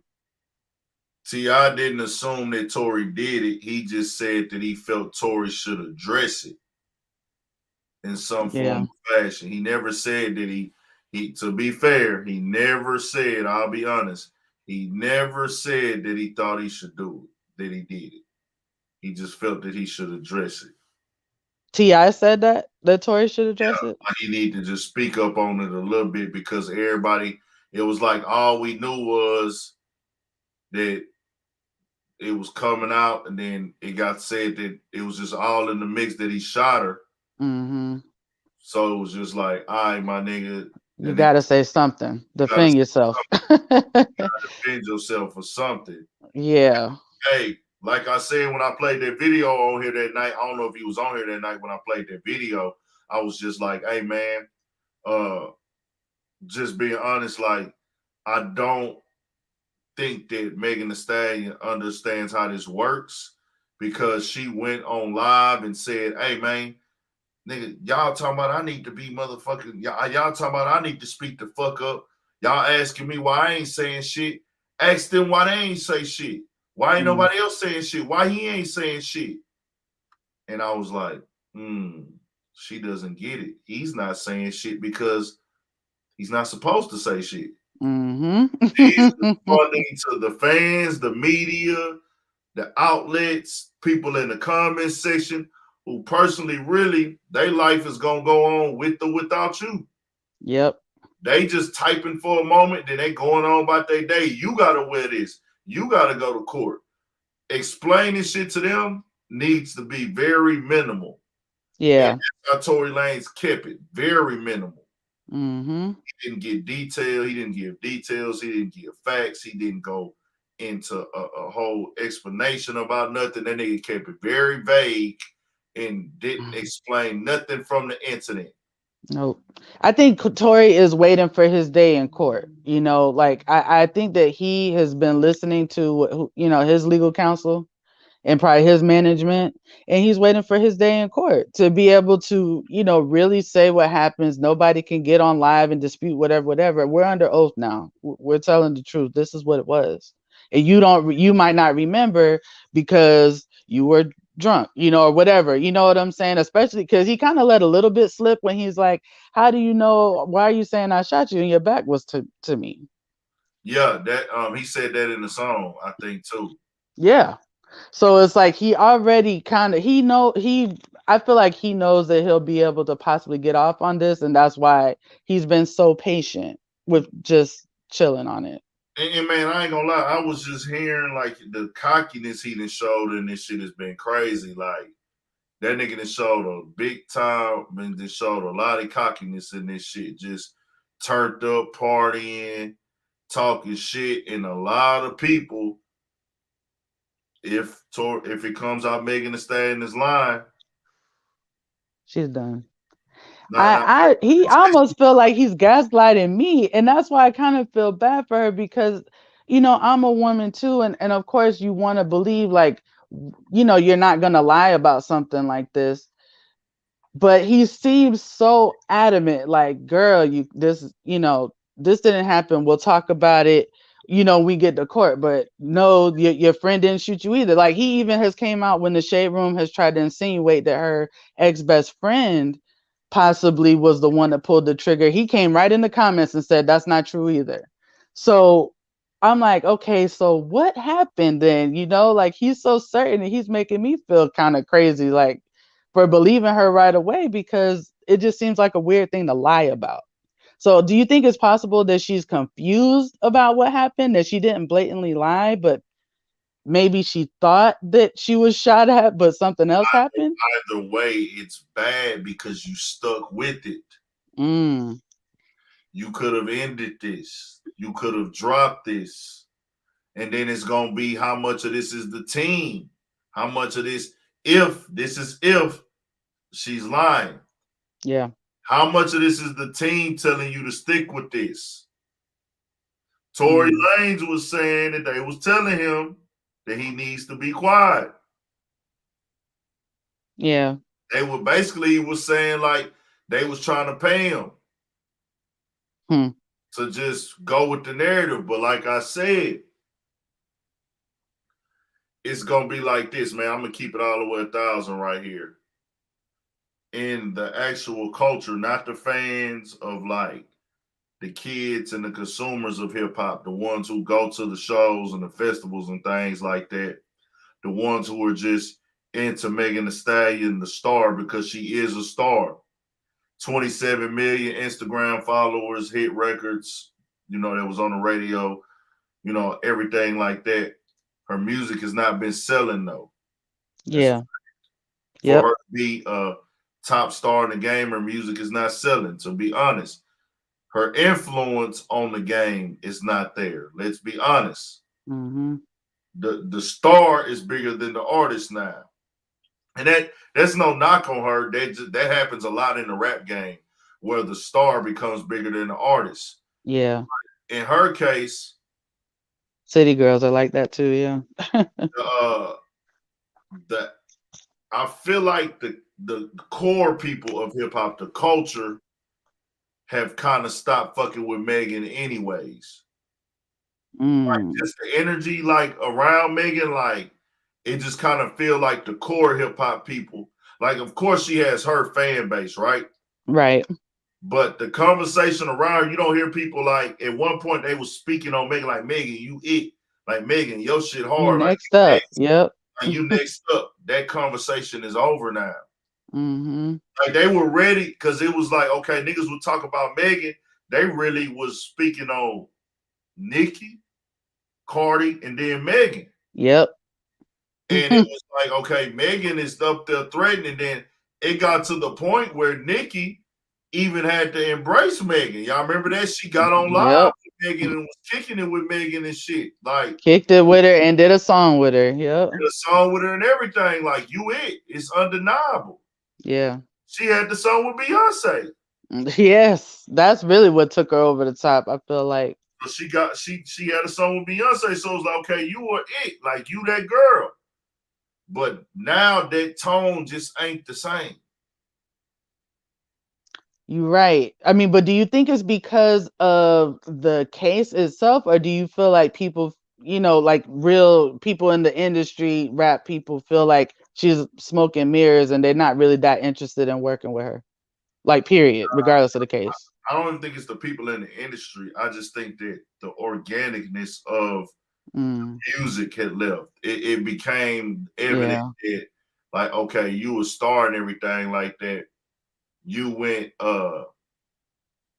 pop, which, hey, I'm not knocking you, get your bag, but she kind of lost that because it was like they was painting her out to be like that rapper as a female at first. Then she went pop, and then I think a lot of the music didn't really resonate. Then she had it's everything going on. She had the label issues, you know what I'm saying? Oh yeah. He like, the label situation with 1501, right? That was the thing. Then people started looking at her a certain way, her name and rumors, not saying they was true. Like, oh man, you got a guy in the industry. People look at you a certain way when you do that. Well, even if it's true or false, they gonna say that type of shit. You know what I'm saying? And everything like that. So yeah, I mean, and I think that situation with her in 1501 is the first time I kind of seen like regular folks kind of stick up for a label versus the artist, because it seemed like a lot of people was taking Carl Crawford's side in that situation rather than her side in that situation. Nobody felt sorry for her. Well, keeping it honest, man, and keeping it 1,000. People looked at Carl Crawford. One thing about Carl Crawford, the people that know Carl Crawford or know of them for real, they looked at it like he was the one who put the money behind her. If you know I'm gonna just give the real story on it, and everybody couldn't get the real story. Some people sided with her, some people was on the other side. It got to painted out because Carl Crawford was vocal. So for it to be a landslide, he would have had to be silenced. But by him being vocal, it was kind of like, I'm not gonna not fuck with Megan because of this, and I'm not gonna not fuck with Megan, but I understand where you coming from. You see what I'm saying? Yep, exactly. Like, we not gonna turn our backs on Megan. I mean, we're not gonna say fuck you. We not gonna tell you, hey man, you trash, you a hoe ass nigga, Carl Crawford, you a bitch. Nobody was saying that. Nobody was saying that about her, about him, and nobody felt that way. But they was like, okay, we just gonna stay neutral on the situation. You know what I'm saying? Yeah. I played it like, hey, but I'll keep it honest. I'm just speaking facts. That man did a lot for that girl career. That shit that was going on in her career, that don't fall out the sky. So that's a lot of money and time put into her. He got the bag for it, and he got the time. He's a retired baseball player. Yeah. Over 100 million made in his career, plus. Yeah. Radio station, freestyles, interviews, features, beats, marketing, wardrobe. All that shit costs a lot of money. You don't get that based off of what you had going on before. Yeah. Yeah, you were doing shows, but where do you think that show money went? Like, and then he said himself that he signed her to a very good contract. Like, I think he said she was 60-40. It was 60-40 on the royalties. Oh, wow. And he said, that's a lit deal for a first timer. Yeah. And the fact that Carl Crawford was vocal, he was able to keep the perception smooth. You know what I'm saying? Because if he would have just fell back and not said nothing, everybody would have been like, oh, nigga, you a snake, you fucking over your artist. But especially the people in Houston, bro, they know, like, hey, bro. Yeah. Well, him coming out, he humanized it, right? Like, it wasn't like Universal or whatever, something like that. It wasn't just 1501, a name. It's like, I'm a person, okay, guys? And I believed in this woman. I invested in this woman. I spent a lot of time and money on this woman, and I was very fair to her, and a lot happened to me by trying to be fair to her. And I think people sympathize with that because it's like, yeah, this is not a conglomerate. This is a man, as a person behind it. His personal bag. Like, that's his bag. He has signed a lot of artists. He still got artists right now. So that was his own personal situation that got signed, and he took it to that level of where he's at, to getting it to she's a talent for sure, but he took it to the level of, hey, we signed a deal with 300. This 300 has now been bought by Warner Brothers and everything, but he signed the deal with 300. And when he signed with 300, she's actually signed into like a full album deal. And I think she still hasn't dropped the album over there yet. They've all been mixtapes. Yeah, I think they've all been like, mixtapes, like EPs and things like that. I don't think she's had a debut album yet. Yeah. So they've been trying to basically drag him through the courts from what he say. From what he say, he just been getting drugged through the courts. Lord. Yeah, he's fighting an uphill battle. But I think that kind of was the start for me, from what I could see, of people, the general kind of public, kind of looking at her a little bit funny, and then, like you said, other things have happened. So I think if it come out that she just blatantly lied, or like you said, just stuck with the lie, even once she realized maybe it didn't happen the way she thought it did, or she was told, and she just didn't come out and be honest, I don't see her coming back, because she's not selling a lot, like you said already, and she's supposed to be this big star, but where's the proof in the numbers? Like, it's not adding up. They probably gonna try to hide this tape, get this tape up out of here. They probably try to get this tape out of here, because that would just kill everything and make this shit go super, super bad.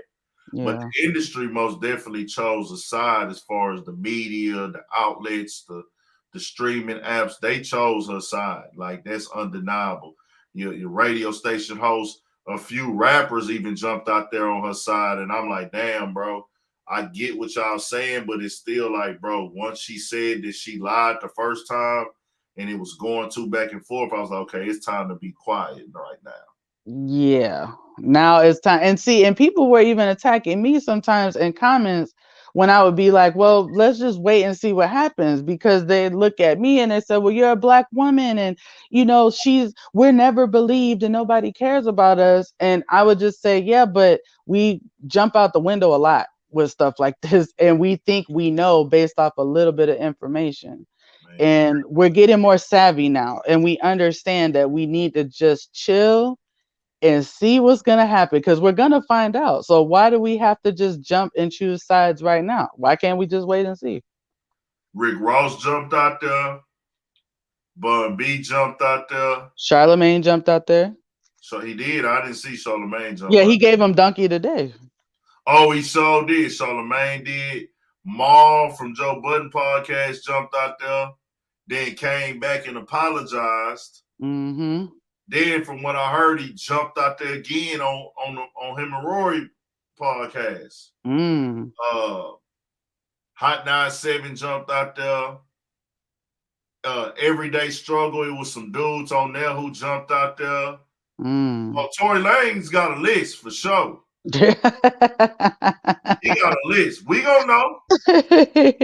No, you right. Super this record, and I don't blame him. Get it up, get it in. Yeah, if he come back from this vindicated, like for real vindicated, like you gotta let him have that, because he's earned that. He fought for his name. So when you get your name cleared and everybody turned on you and just accused you based on someone's word instead of evidence and really knowing what happened, you have every right to be salty. I would be. Gotta tap in. Hey, all y'all niggas, and really them streaming sites. All of these motherfucking Apples and Spotifys. Yeah, y'all was okay, but that shows you where we at as a culture. Like, niggas gotta know how to keep certain shit separate, man. Yeah. Especially until you have all the facts. Yep. And let people decide for themselves. I mean, why does the streaming service need to decide? Like, that's what I was saying too earlier when you were talking about cancel culture. Like, I feel like cancel culture is fake as hell. And I feel like, honestly, that should be a personal choice. So if I don't want to mess with someone, I should be able to just say, hey, I'm not listening to their music, without needing every other Black person not to listen to the music, or Spotify to do something to their stuff.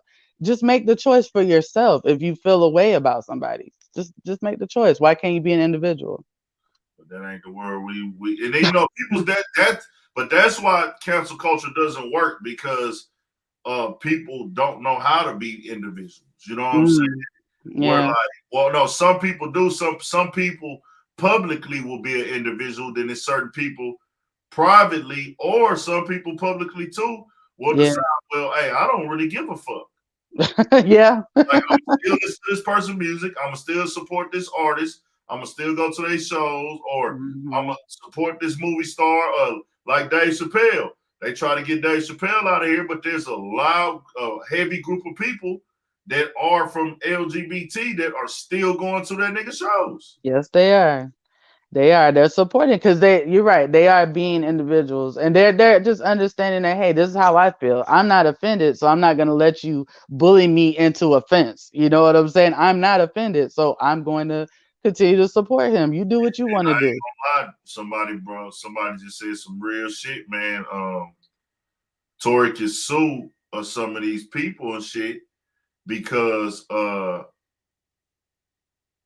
hey, y'all publicly and clearly stop playlisting my music and hearing my music. A lot of money.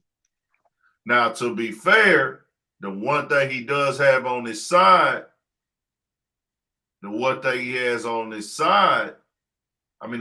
got on their side is that sometimes a lot of their playlisting has to do with labels. Yeah. Their playlisting has to do with labels and things like that. Tory Lanez's situation, he not on a label no more. He independent. So he couldn't get, you know what I'm saying? Yeah. A lot of them playlists that them major labels be getting and shit like that. So that's another thing. These labels pay these places like Spotify and Apple, and all this shit go hand in hand. It's one big circular thing. You know what I'm saying? We gonna see what happened now, though. Everybody has some explaining to do, man. Yeah, I just know that the internet's gonna go crazy whenever we really find out. I think when her friend takes the stand, that's gonna be probably an explosive day when we really see what she got to say. Trial gonna be starting July 13th, so we gonna see, man. January. January. I'm tripping. January 13th. Yeah. They're probably hoping that they can just make this shit go away, but the judge already made the call. Yeah. I don't know what's the other option. What is the option? Do you know what's the option of not going to court at this point? I don't know, especially when it's a violent crime. I don't know that there's an option. Like the victim, I don't think she could drop it. Sometimes the state will continue on your behalf in those kind of instances. So, and he's not taking any kind of plea deal. So if they feel like he did it and he's not going to plead to doing it and she can't drop the charges, it's got to go forward. Well, no, they already said, because he didn't take the plea deal. He wanted to his innocence. Like, I'm going to trial. And she can't drop the charges. You gotta be a bad motherfucker, nigga, to go trial. Like, you really know you innocent, and you gonna be able to prove it. You know what I'm saying? And it's gonna be crazy than a motherfucker. We gonna see. It is. I can't wait to see your reaction to it. But I'm gonna get back in the chat because my phone is dying. But thanks for letting me on. For sure. Good. So that's that, man. We shall see. I'm gonna actually watch that Joe Budden clip and see what happened with that shit, man. I'm gonna see what happened with that shit for sure.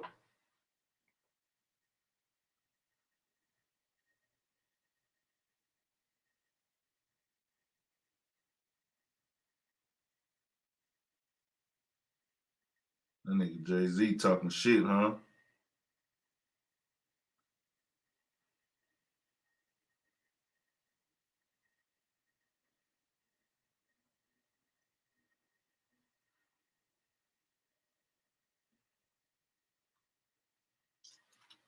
So I also, did anybody have anything else they want to tap in on? We talked about the no jumper situation. Okay, Dog said she can drop the charges or talk to the district attorney personally. Damn.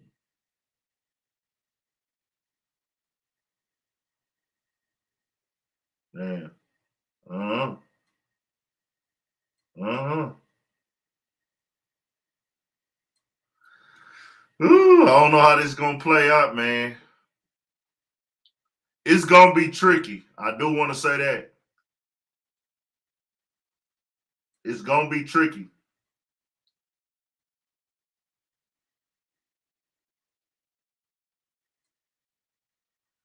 That's what I will say. It's gonna be very motherfucking tricky.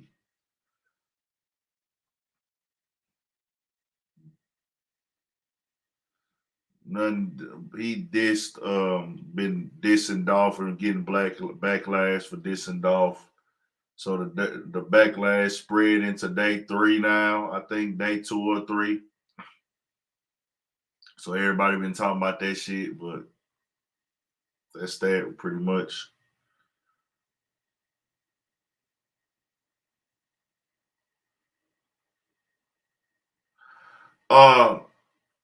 What else had went on? There was something else that I saw that was interesting a little bit before I tap out this motherfucker. Most definitely appreciate y'all tapping in.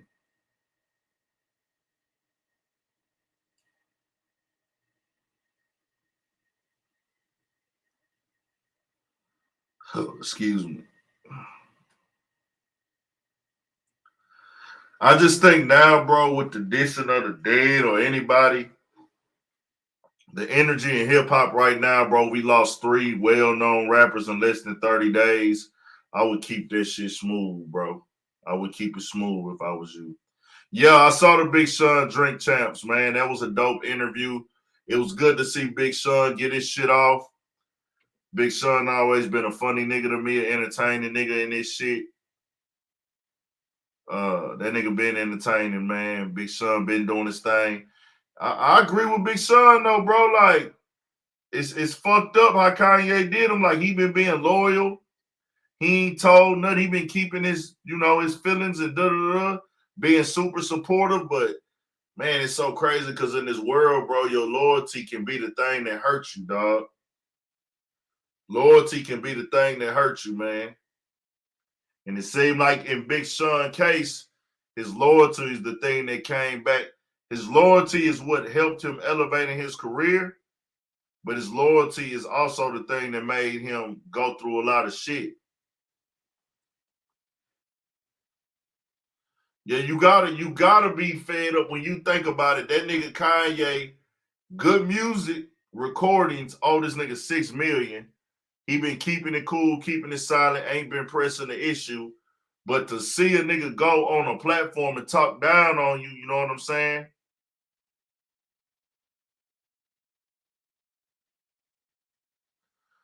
Josh Rogers, do you want to come on and speak your opinion before we tap out? Josh Rogers, do you want to speak your opinion on that? I think that's a good talking piece for sure. Yeah, Kanye did Big Sean dirty in that note, man. He said he was around him. Said, hey, man, I was around the nigga. He didn't tell me nothing. He didn't say nothing like this. Then he said, I never publicly said who I was voting for. I never said publicly who I was voting for. I never said who I was going to vote for. I never came in and said that I was going to vote for anybody. I'll let you do your thing. He like, shit, my bro running for president. I'm not finna publicly come out and say who I'm voting for. But then you get on the interview and say that I did side with somebody. And he was like, I never did that. That's fucked up. Oh, yeah, nah, I wouldn't even tie Charleston White in it. Because, Charleston White said some bullshit too. With that, what we do to white women in the South, which is lame as fuck to say. We don't do that down here. We don't condone that in no form, shape, or fashion. We don't we do not co-sign any of RAPE at all. We don't co-sign that. That ain't what's up in the South. That ain't what's up in Texas. That ain't what's up at all. So Charleston White was on some bullshit when he said it. Adam had these tweets going, this ain't the same thing, but it is kind of the same thing because it's a referencing of a joke. But I know Charleston White isn't serious. I know Charleston White is bullshitting, but it's not cool to play like that, bro. That shit is disgusting humor to me, like, to just say period. You know what I'm saying? Whether you was saying it or whatever.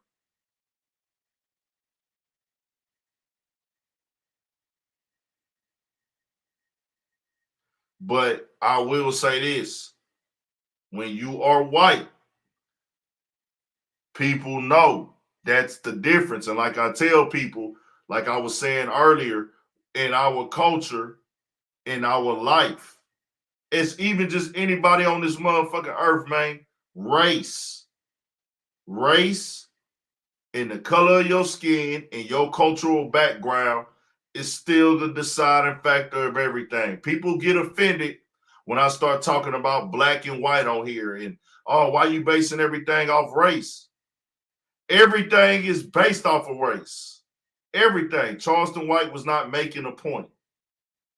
Charleston White was saying what he had to say to get clicks and views and go viral, and it worked. That nigga wasn't making a point. The point that I'm saying is, period, everything is based off of race. That niggas will look at niggas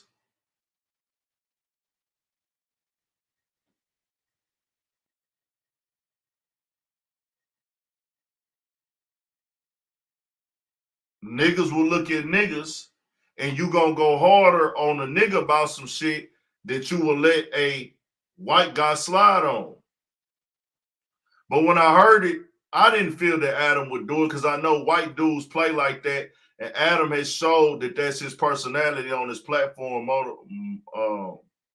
multiple times. He was talking about sexual acts with kids, said that he was quoting movies and quoting comedies. Then he was saying all type of like jokes towards women and all type of weird shit, bro. But understand, we don't have the power to cancel nobody in our culture anyways. You know what I'm saying? That's just what it is. But also, I want people to really understand.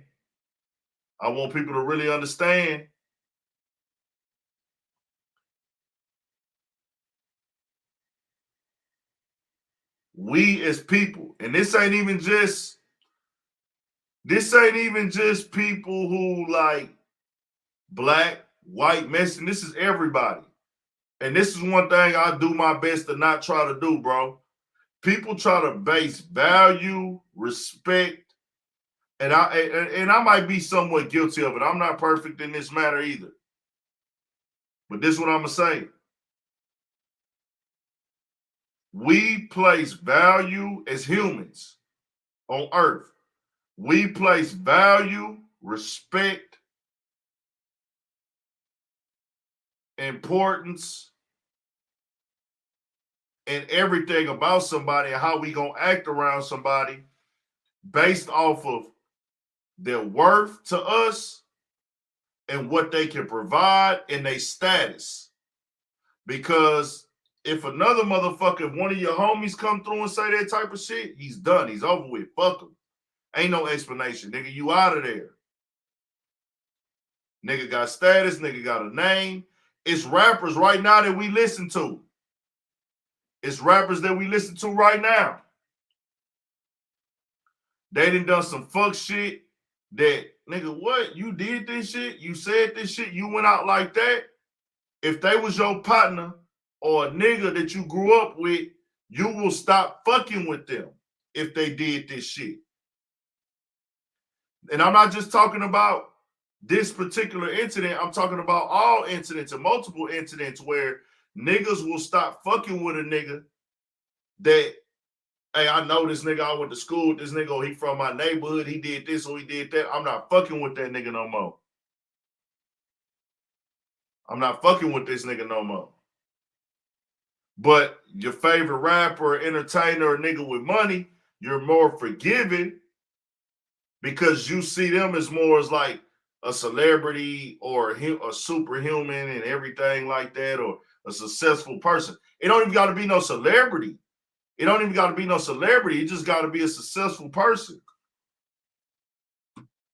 A nigga that's successful, a nigga that got a following, nigga that you know rich. I will never be that person. Y'all know before I tap out, man, I remember one year we was at the club for New Year's, bro.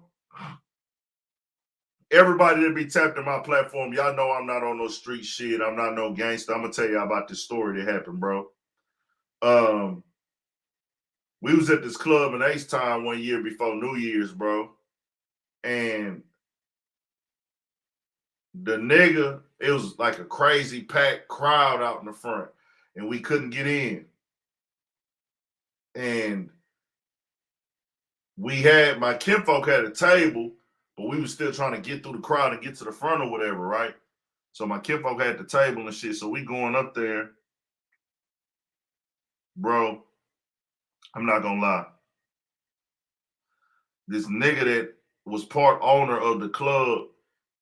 Now, mind you, he's part owner of the club. He can really just go park on the side, go through a side door, go through the back, whatever. He decided to come through the front because, you know, he want to get his shine on. He got his little bitches with him. So we right there at the front now at the rail waiting to walk in. And the nigga come behind us with his group of people. And he like a little Arabic, like maybe Pakistan or something like that, where he was from, maybe Indian, Middle Eastern guy, you know what I'm saying? And he walks up and he comes behind us, and I see him like trying to look around and get around niggas or whatever. So I'm looking at him, and I seen him like kind of looking at my cousin, like move out the way. And I'm looking at my cousin like whatever, you know what I'm saying? And I seen the nigga kind of moving other people out the way to get up there. So, bro, this nigga actually grabbed my cousin and tapped him on his shoulder. And my cousin looked at him, and then my cousin kept looking like, hey, man, come on. Look, we finna get up in there, looking at the bouncers and shit. My cousin is still facing this way. I see him touch my cousin again and like push him, like move over. I told him, I said, say, bro, we right here, my nigga. And his energy with the tapping on my cousin was like, you beneath me, nigga. Move out my way. And in my head, I'm like, nah, bro. Hey, I told that nigga, I say, bro, I guess you got a table or something up in here, my nigga. But this a hands-off policy right here, my nigga.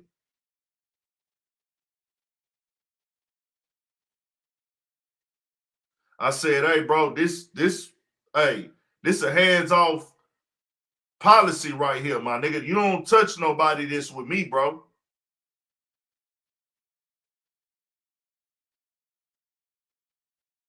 I said, hands off, my nigga. Oh, I told y'all this before. And I was like, bro, hands off. And so the nigga motherfucking looked at me like I was crazy. He was like, what's up? He was like, hey, man, I own this club. I looked that nigga in his face, nigga. I don't give a fuck if you own this club, nigga. Just because you own this club don't mean you put your hands on somebody, bro. Because you did it multiple times, like, nigga, get out your way. And I'm looking at your energy like you getting aggravated, like you finna do something. He looked at him like, man, I own this club, nigga. I don't give a fuck, nigga. I wouldn't give a fuck if you, I think I told you, I don't give a fuck if you the president of the United States, nigga. Hands off, nigga. So, they open up the gate and let him in. This bitch ass nigga tell the police and tell the bouncer, hey, make sure that fool don't get to come in the club tonight. Like, I was like, nigga, I don't give a fuck. I told them niggas I didn't want to go anyways. I don't like going to the club on New Year's. I don't plan on ever going to the club on New Year's ever again. That should be a waste of time to me, bro. On New Year's, the club sucked to me. To each his own, though. Promoters, get y'all money. I know the promoters make a good bag. Do y'all thing. I'm over the New Year's club vibe. I'd rather do a house party vibe or just some cool, simple shit, bro. I'm not going to the club on New Year's no more.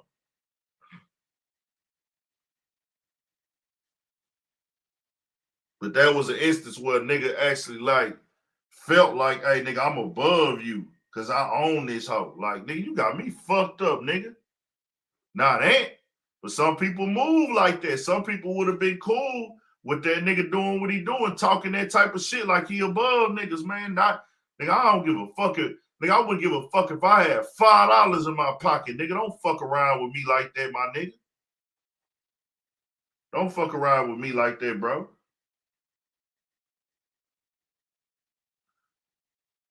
Don't fuck around with me like that, man.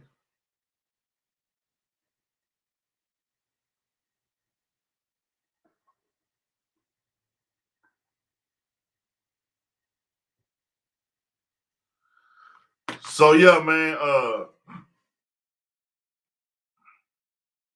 yeah, you gotta give respect, but see, we in a world where we don't give everybody respect, bro. Niggas pick and choose how they gonna respect people. People, it's a lot of people who respect people only by how much money they got.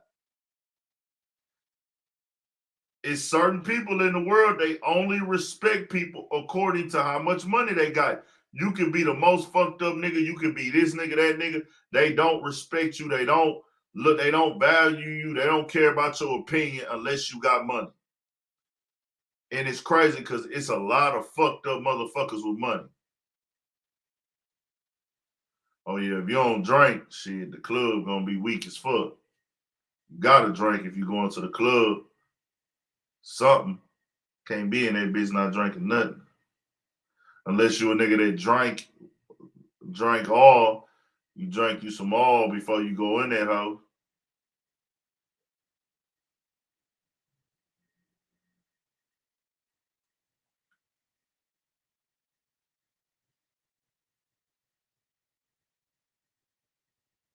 I still vibe though. I like to go like the vibes and lounges, man. I be on some lounge type shit. I don't really just like doing club type shit. I'm on some bar type shit.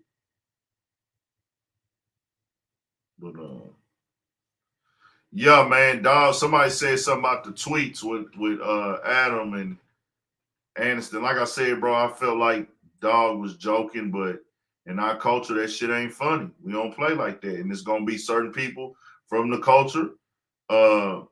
This people from the culture is not gonna agree with that. And when I say culture, I mean it's just growing up how we grow up and living how we live. They're gonna be like, hell nah, nigga, this shit ain't cool, bro.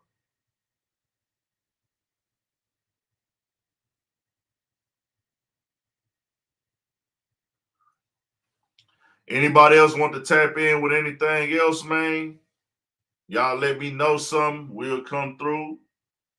Tap out, anything else before we go?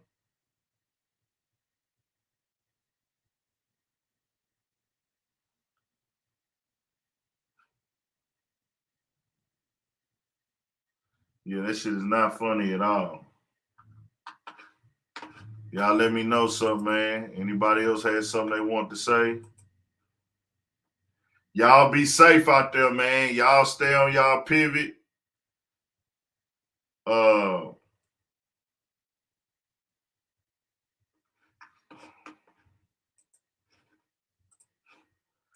stay on y'all pivot, man. Go,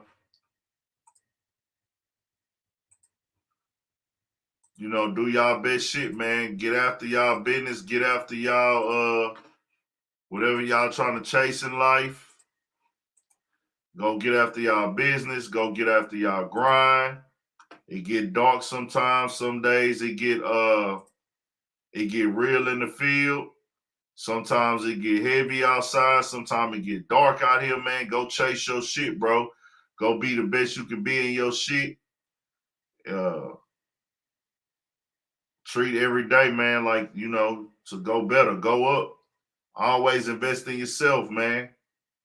I dropped the link, Shock Diesel. Always invest in yourself, man. If you got a job, if you happy at your job, man, live it up, be thankful. If you don't like your job, it's on you to change that position. It's on us to change our position in life as humans, man. It's on us to figure it out. You know, don't dwell on your past, man. Go be better, invest. Go be better every day. Try to get better, man.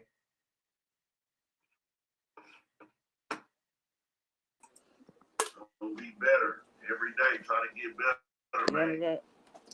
Hey, you got to cut that volume off, bro. Cut the volume off, G. What's up, Big Ant? What's the deal, man? What's the deal? How you feeling, baby? Man, what you got going? Chilling, man. What's good? You can hear me, right? Yeah, I can hear you. Yeah, man. I hear them subjects you touching on, man. You definitely letting them know, man. You spend some real shit, man. All day, man. A lot of people, you know, they'll definitely chase behind people with the bag, and you know they'll lose their morals and all that. I was definitely catching you. We was talking about that, how you know people just respect when you got wealth. They don't really respect. You feel what I'm saying? The other things that come with it and all that. Yeah, I think it's just a thing where people gotta respect. You know, you respect because I'm a nigga. I know how to separate. Like, hey, bro, nigga successful, the nigga grind it, nigga put the grind in and put the work in. Hey, respect, bro. Nigga can model himself on the work ethic. You know what I'm saying, that you put in. Like, hey, that's an example of a nigga being able to go get it. But that don't mean that, hey, because you successful, that you ain't wrong or you ain't doing no fuck shit or you ain't on no whole ass shit. On YouTube. Right, that's real rap, man. That's real rap. And you know, nowadays, man, that's all we really got is our morals, man. And we got to stick by that, man. You feel what I'm saying? Because you can get that bag and run through that. You feel what I'm saying? You always going. That's something that's gonna stick with you no matter what. Whether you broke, whether you up. You feel what I'm saying? Yep. For sure. We here, man. We real rap, real rap. Definitely be spitting that game, man. Real rap. Much respect, man. I just wanted to tap in, man. I ain't tapping in a minute, man. I caught you last night when we was talking about Bullets Gotti, man. You feel what I'm saying? Much respect, love to him, man. He's funny as shit too. He had just cracking the fuck up on it. That nigga he be on Clubhouse now. Right. He be on Clubhouse talking this shit, man. He supposed to come fuck with me on the live one day. I guess when he got time one day, he see me live, he gonna tap in. Right. So we I rocking. I definitely respect everybody, man. You know, much love, man. Real rap. He grinding. I see you still grinding, doing your thing, man. This the hottest podcast, man. Y'all make sure y'all stay tapped in, man. Urban politicians, man. Real rap, man. For sure. Appreciate it, man. We got more shit coming, y'all. Stay on y'all pivot. Go get it, man. For sure. 1,000. Yeah. Right. For sure. Right.